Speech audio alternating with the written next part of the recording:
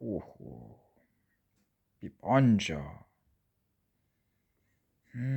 Ти си вече добра коте, нали? Добра коте.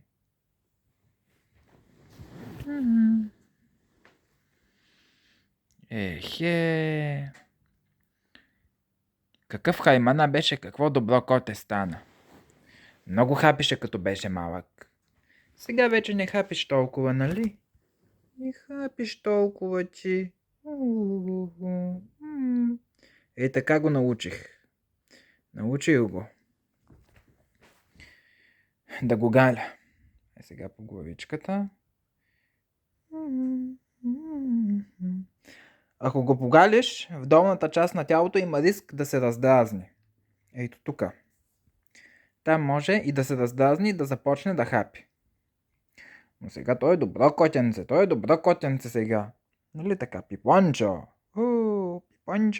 Пипончо.